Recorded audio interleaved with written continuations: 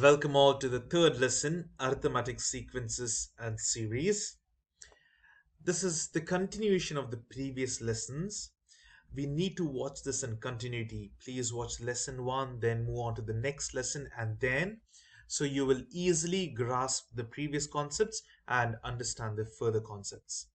Now, the learning objectives in this lesson are to find the nth term and arithmetic means for arithmetic sequences. Then we have to find the sums of arithmetic series. We will look into both of these in the coming sections. The keywords are arithmetic means, series, arithmetic series, partial sum, sigma notation. So some of these are repeated. We have just done this in the previous lesson, but some of these may be new. We will look at them one by one in the coming sections. First is arithmetic sequences. Now, the nth term of arithmetic sequence. You might have remembered in the previous grades and previous classes going through the point slope formula. Point slope formula is something like this: y minus y1 equals m into x minus x1, and this is this is point slope formula.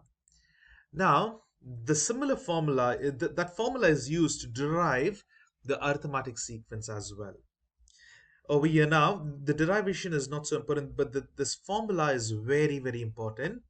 An over here stands for the nth term. It can be any term. Say a phi. You need to find the fifth term. So you can find over here, just put n as phi. And then this will be phi. A1 is the first term. This must be given. And then d over here is the common difference which can be found out.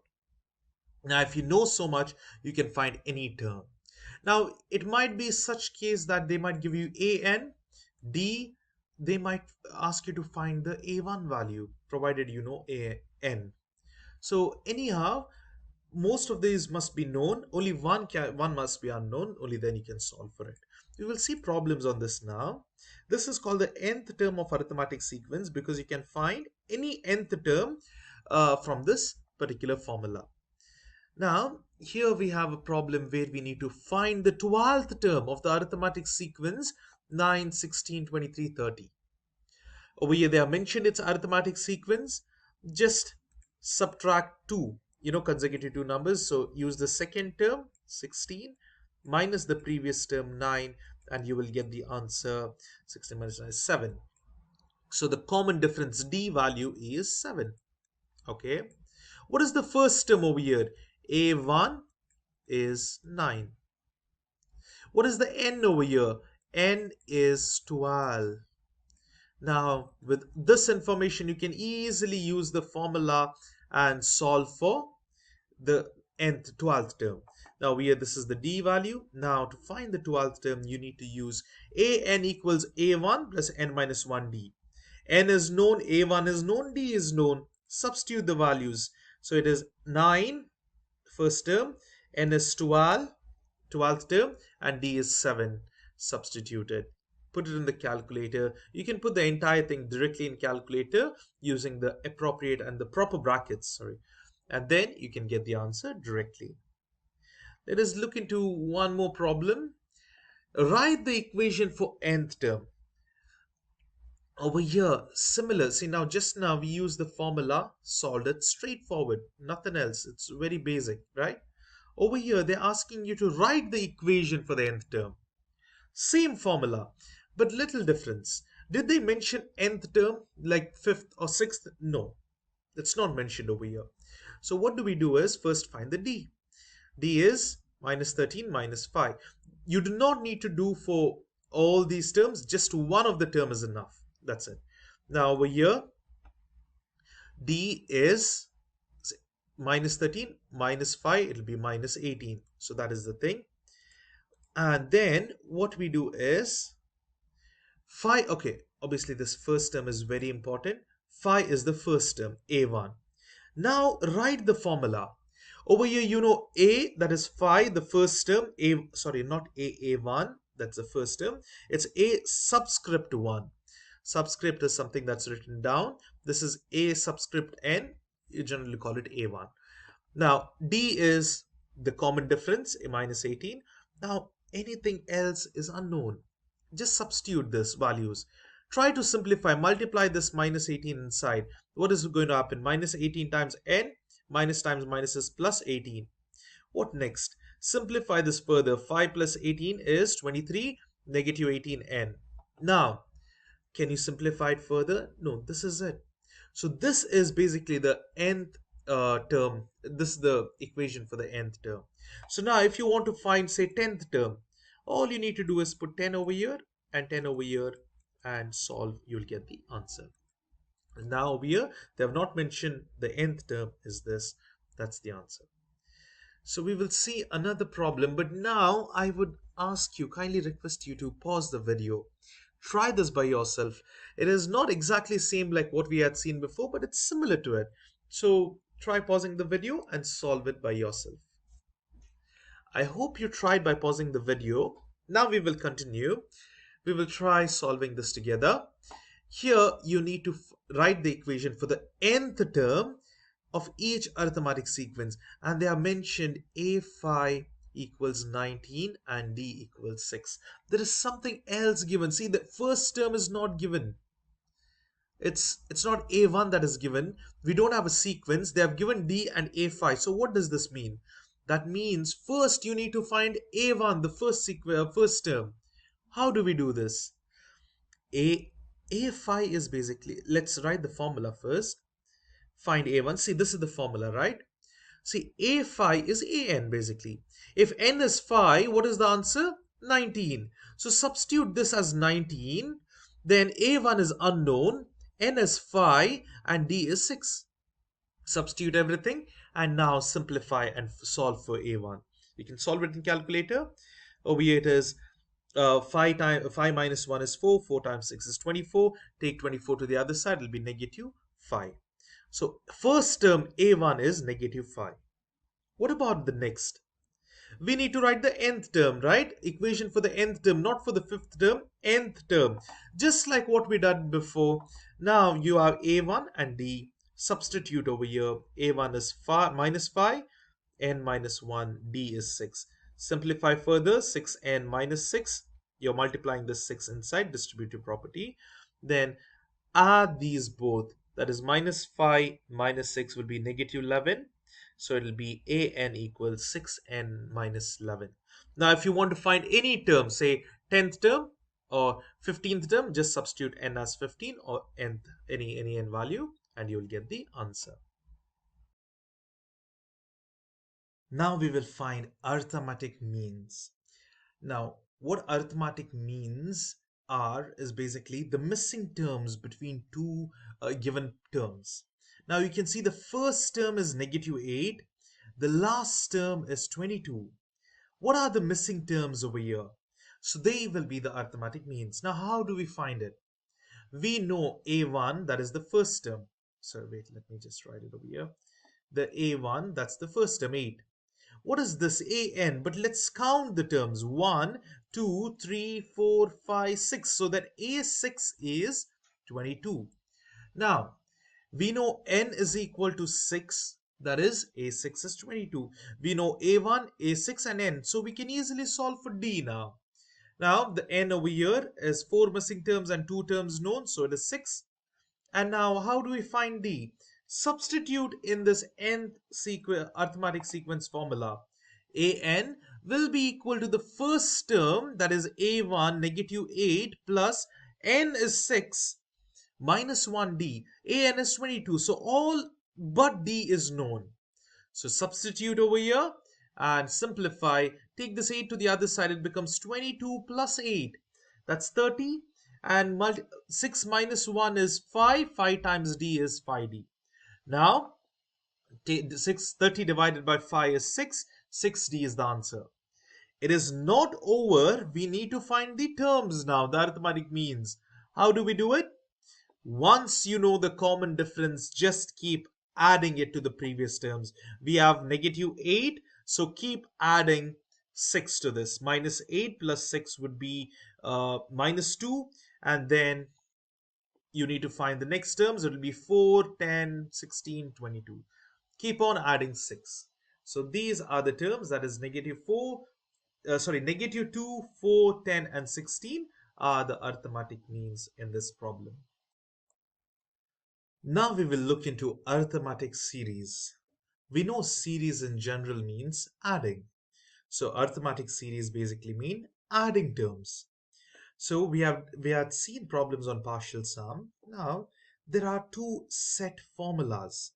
So if you know the first term and the last term, nth term, then you can use this general formula to easily find the sum of those terms. Now, what it means is if you know 1 and some terms are there and then say 54. If you know these two, this the a1 and an, you can easily use this formula and find it out. But if now, provided you should know n value, now if you do not know a1 and an but you know the d value, then you need to use this formula. This is just derived from the above one. Over here you're substituting an equals a1 plus n minus 1d, and then you substitute and you get this formula. This is the alternate formula. It is summation of nth terms equals n by 2, 2 times the first term plus n minus 1d. Here it is n times the first term plus the nth term divided by 2. This is the last term. Now we will see some problems on this. They are very, very simple and easy. Here you need to find the sum of 12, 19, 26 up till 180. When you look at this, you understand this is a series. Now what do? All you need to do is take the first term. First term is 12. Nth term, an, is 180. Now, what is d? D is 19 minus 12. The second term minus the first term or the previous term is 7. Okay. Why do we find D? The reason is we do not know an value in this. So we need n before we can use one of those formulas. Now in this case we know a1, an, even we know D. But we need to know n in both the cases. Without that we cannot solve. So what do we do is, to find the n, you can use this formula and solve. See, a1 is 12, an is 180, d is 7. You can easily solve for n. So nth term, first term, the common difference, n is unknown, you're just solving for it. Now when you simplify, 7 times n is 7n, negative 1 times 7 is minus 7. This 12 goes to the other side, it becomes 180 minus 12, it's 168. Now you're taking this 7 to the other side and dividing by 7. Basically it is 168 minus 7 goes to the other side, plus 7 divided by 7. So that would be 175 divided by 7. And the answer is 25. 25 7 times is 175. So that is the n value. Now next, what do we do is, you need to use either of the formula, either Sn or you know the first one, the general form, or the alternate form. Now all we are doing, it's up to you over here. Now over here the alternate form is used. It's up to you. You can even try this with the general form. You will get the same answer. The answer does not change. Sn over here, this is the longer, but it's simpler because we have used similar formula. Just a little bit here and there, you can easily grasp this. Substitute the values. S25, this is the 25th term, so 25 divided by 2, and 2 times A1 is the 12, and N is again 25 minus 1 times D. Put this entirely in calculated using the proper brackets, you'll get the answer 2400. So that is the answer. Now, over here, the next problem is to find the first three terms. Okay, it's very simple. We have done this, finding the terms, but here look at the given. A1, the first term is given, A and the last term is given, and the sum of nth term is given.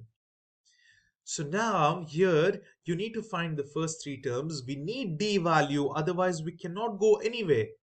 So how do you find D value? You can't find D value directly. Now from this given thing, what can you find? You can find n because we have this formula over here. Sn equals n times a1 plus an divided by 2. So substitute all known values and you'll get n. So 430 n times 7 plus 79 divided by 2. Solve it. You will get the answer to n, that is 10. What next? Now you can use the formula, the an formula, and solve. See, an equals a1 plus n minus 1d. All you're doing is substitute this. An is 79, a1 is 7, n we just now found out is 10 minus 1 times d. Put this in the, you can just solve this directly. 9 times d over here, this goes to the other side. 79 minus 7 is 72. 72 divided by 9 is 7 times, sorry, 8 times. My bad. So 9 8s are 72. So then what happens is, that's it. We get the d value. But what do we need to do? It's not stopped over here. We need to find the first three terms. The first term is known. Yes, 7. What is the second term? Add the d value. Add 8 to 7, you will get the second term. And similarly, add 8 to the second term, you will get the third term. So 7 plus 8 will be 15. 15 plus 8 is 23. So this is how we can find the terms with the summation given. Again, I'll repeat, it's very important to find n, and once you know n, a1, an, you can find d, and then keep adding d to find the terms. Now we are in the last problem of this lesson, to use sigma notations. Now sigma notations can be used to denote summation. Here you can see k, this is the function 6k minus 1, where k starts from 4 and ends at 14. That means you need to find the summation from fourth term, where 6 into k will be 4 minus 1. Then you need to add it with fifth term. So add this entire thing with 6 times 5 minus 1, and it keeps on going until the 18th term. You need to add all these until 6 times 18 minus 1. If you do literally all the terms and sum them, it'll be a huge onerous task. But what you can do is, you can find the first terms, last term, and then find the sum. So basically, how many terms are there over here?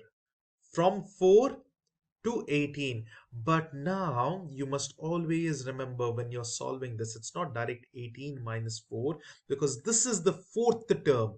So it'll be like, if you count 4, wait, let me just explain you this in a, now like this. So 4, 5, 6, so 6, 7. Okay, it's very confusing.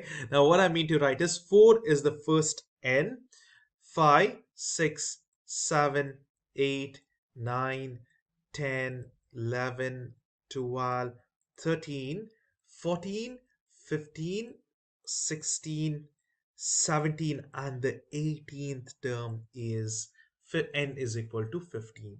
I hope this is clear, because this is the best way you can I mean, it's you might be thinking 18 minus 4, it should be 14, but you won't be considering this term then. So you need to consider this also as the term. This is the first term, right? So it is 18 minus 4 plus 1. But now, since I counted all the terms from 4 to 18, there are 15 terms. So n is 15. I hope this is clear. Now, the a1 means you need to just substitute 1 over here, sorry, the first term. A1 means the first term. You need to substitute 4 over here, solve it. And a n means you need to substitute 18. You'll get the answers. Now all you need to do is find the sum. Sum would be Sn equals n. A1 is known, an is known, and we know n value. You can easily solve the sum over here like this. That is 975. Now this is the method, but for your exam you can, because if this question comes for the first part, you can easily solve this by calculator. All you need to do is use the summation symbol over here, that is shift, and over here. Now type this 6, but there is no k or n. You need to use alpha and x, minus 1, and then the x value over here, k value starts from 4 and it goes up till 18. Now press equal to, the answer is 975. So this is that you can directly get the answer. Now we have done similar problems before as well, so this is just a recall. You can, whenever sigma notation comes, you can directly use your calculators as well. So this is the answer, option C. So that's the end of this lesson. If you have any doubts, please do write in the comment section and stay tuned for the next lessons and the next explanations.